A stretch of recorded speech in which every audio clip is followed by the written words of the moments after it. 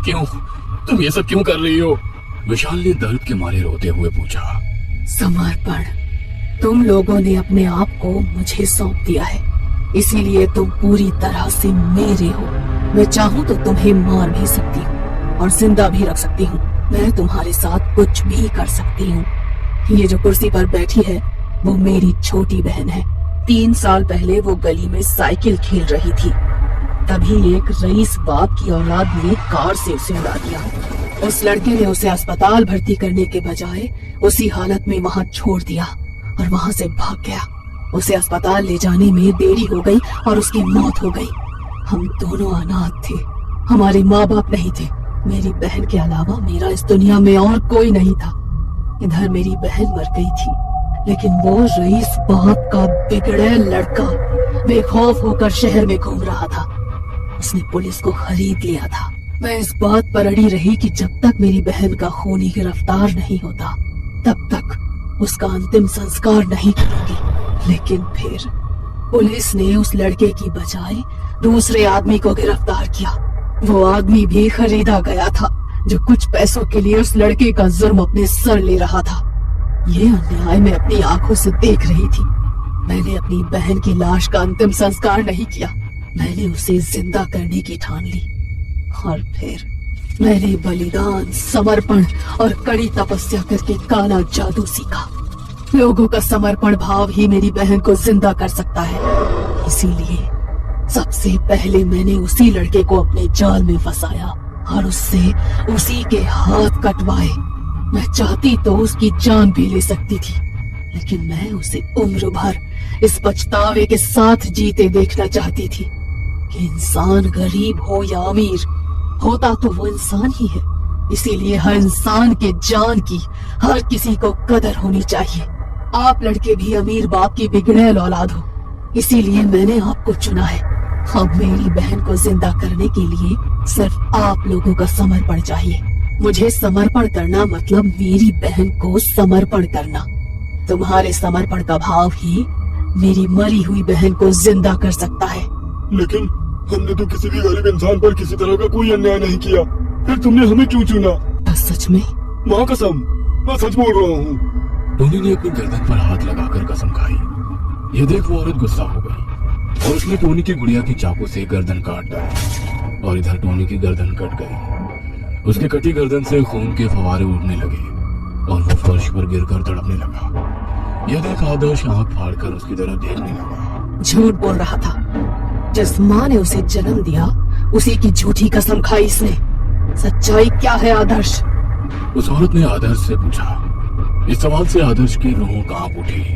हाँ, हमें अमीरी का घमंड है और हम चारों ने बहुत से गरीबों के साथ गरीबी का फायदा उठाया है और उनके साथ अन्याय किया है। आदर्श डर के मारे कांपते हुए बोला। विशाल, तुमने वैभव के साथ क्या किया था? वैभव उन चारों दोस्तों के क्लास में पढ़ने वाला एक छात्र था जो गरीब था और साइकिल से कॉलेज आता था। वो पढ़ाई में सबसे आगे था। इस बात की जलन इन चारों को होती थी। जब भी वैभव साइकिल से कॉलेज आता तो कार में कॉलेज आने वाले ये चारों उस पर हंसते, उसकी गरीबी का मजाक उड़ाते। एक बार टीचर ने मुझसे सवाल पूछा था, उसका जवाब मुझे नहीं पता था और उसका जवाब वैभव ने दिया। इस पर टीचर बोली, नालायक, सीखो कुछ वैभव से। मुझे इस बात पर गुस्सा आया। मुझे इस बात पर गुस्सा आ रहा था कि हम अमीर होकर भी उस गरीब से क्यों सीखे, और इस बात पर हम चारों ने उसकी जमकर पिटाई की, क्योंकि वो ना उस सवाल का जवाब देता, ना टीचर हमें डांटती। उसके बाद हमेशा हम लोग उसे परेशान करते, उसकी साइकिल तोड़ते। विशाल बता ही रहा था कि तभी वो औरत बोली। इसके बाद क्या हुआ आदर्श? इसके बाद हम लोगों से तंग आकर वैभव ने कॉलेज की छत से कूदकर अपनी जान दे दी। हम लोग बुरी तरह से फंसे थे। वैभव के माँ बाप पुलिस से इंसाफ मांग रहे थे, लेकिन वैभव तो मर चुका था। हमें अपनी गलती का एहसास हो गया था और अगर हम लोग अपना गुनाह मान लेते तो कई सालों तक जेल में सड़ रहे होते। इसीलिए हमारे पापा ने सबको खरीद लिया और वैभव को इंसाफ नहीं मिला। ये सुनकर वो औरत मुस्कुराई और बोली, इसीलिए मैंने तुम चारों को चुना। मैं चाहती हूँ कि विशाल तुम मेरी बहन के नाम पर अपना पैर काटकर समर्पित कर दो और फिर मैं तुम्हें जाने दूंगी। ये सुन विशाल के एक बार फिर रोंगटे खड़े हो गए। वो उस औरत को ना भी नहीं कह सकता था। तो शुरू हो जाओ। उस औरत ने कहा। आदर्श, जाओ किचन से किचन से चाकू ले आओ। विशाल लड़खड़ाते हुए बोला। वैसे आदर्श के डर के मारे रोंगटे खड़े हो गए। ना ना ना, आदर्श आगे बोलने ही वाला था, लेकिन ना कहते ही चुप रह गया, क्योंकि उसने देखा था कि नहीं का मतलब मौत है। और फिर वो किचन में जाकर चाकू ले आया। उसने चाकू विशाल के हाथ में दे दिया। विशाल ने जोर जोर से अपनी सांसें अंदर बाहर की। आदर्श, मेरा मुंह कपड़े से बांध दो, उसने आदर्श से कहा। आदर्श ने उसका मुंह कपड़े से बांध दिया और फिर विशाल चाकू से अपने धपनी के ऊपर से पैर काटने लगा। खून की पिचकारियां निकलने लगी। विशाल अंदर ही अंदर चीख रहा था। वो थोड़ा और काटता और रुक जाता। उसने अपना आधा पैर काट डाला था कि तभी वो औरत बोली। रुक जाओ विशाल, अब बाकी का कटा पैर अपने हाथों से खींचकर अपने शरीर से अलग कर दो। यह सुन विशाल की रूह कांप उठी। उसने मुंह से कपड़ा हटाया और बोला, मैं ये कैसे कर पाऊंगा? वो अपने कटे पैर की तरफ देखते हुए बोला। इसी को समर्पण कहते हैं। त्याग दो अपने पैर को, क्योंकि इस पैर ने बहुत सारे पाप किए हैं। उस मासूम वैभव को तुमने इसी पैर से लात मारी थी, तब उसे भी दर्द हुआ था। आज तुम्हें उसका दर्द महसूस होगा। अब चलो, खींच कर अलग कर दो अपना कटा पैर। वो औरत बड़ी आवाज में बोली। मुझे अपने किए कराए पर बहुत पछतावा है, प्लीज मुझे छोड़ दो। ये सब करने से अब क्या होगा? वैभव तो जा चुका है और अब तुम्हारा पैर जाएगा। वो औरत गुस्से में बोली। अब जल्दी से अपना बचा पैर खींचकर तोड़ दो, वरना मैं तुम्हारा गला काट दूंगी। वो औरत गुस्से में बोली। विशाल ने अपने मुंह पर फिर से कपड़ा बांधा और वो अपने हाथ से अपना कटा पैर खींचने लगा। उसकी आंखों से आंसू आ रहे थे। वो थोड़ा सा अपना पैर खींचता और फिर रुक कर रो पड़ता। उस औरत के सामने अपनी जान की भीख मांगता। प्लीज मुझे जाने दो। लेकिन उस बेरहम औरत ने उसकी एक नहीं सुनी। कई बार अपना पैर खींचने के बाद विशाल रो पड़ा। उसने मुंह से कपड़ा हटाया। मुझे मार डालो, मैं ये और नहीं सह सकता। जैसी तुम्हारी इच्छा, उस औरत ने कहा। और फिर विशाल की गुड़िया का उसने सर काट डाला और इधर विशाल का सर धड़ से अलग होकर फर्श पर गिर गया। यह देख आदर्श की चीख निकल गई। उसके तीनों अजीज दोस्त उसके सामने ही मर गए थे। अब वो अकेला बच गया था।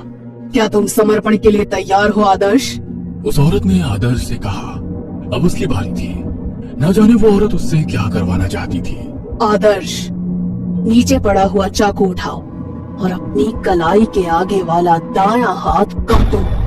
यह सुनकर आदर्श का डर के मारे गला सूख गया। लेकिन मैंने क्या किया? क्या तुम्हें सुशीला याद है? उस औरत ने पूछा। यह सुन आदर्श की आंखें सफेद पड़ गईं। क्या किया था उसके साथ? वो हमारे काम वाली की बड़ी बेटी थी। कभी कभार सुशीला घर पर काम करने आती थी। उस दिन मैं घर पर अकेला था, तब वो जानबूझकर मेरे कमरे में आई और मुझे रिझाने लगी। तो मैंने उसे छुआ, लेकिन वो मना करने लगी, इसलिए मैंने जबरदस्ती की। उसने वो बात घर पर बता दी, लेकिन गलती मेरे अकेले की नहीं थी और मेरे पापा ने कॉम्पनसेशन में पैसा भी दिया था। आदर्श आगे बोलने ही वाला था कि उस औरत ने उसे टोकते हुए कहा। कुछ चीजें एक बार गई तो कभी वापस आती नहीं, जैसे कि उस बच्ची की इज्जत। अब तुम्हारा हाथ भी उसी तरह से जाएगा। अब जल्दी से हाथ काटो, वरना तुम्हारा गला कटेगा। तुम वादा करो कि मैं तुम्हें जब मेरा कटा हाथ दे दूंगा तो तुम मुझे छोड़ दोगी। हाँ, मैं वादा करती हूँ। यह सुनते ही आदर्श ने डर के मारे फर्श पर पड़ा चाकू उठाया। अपने हाथ को देख उसके आंखों में पानी आ गया और उसने अपना हाथ चाकू से काटना शुरू कर दिया। वो चीख रहा था, चिल्ला रहा था, लेकिन उसने हार नहीं मानी। उसे किसी भी तरह से जिंदा रहना था। उसकी कलाई से खून की धारा बह रही थी, लेकिन वो रुका नहीं था। उसने अपना आधे से ज्यादा हाथ काटा तो कभी वो औरत बोली।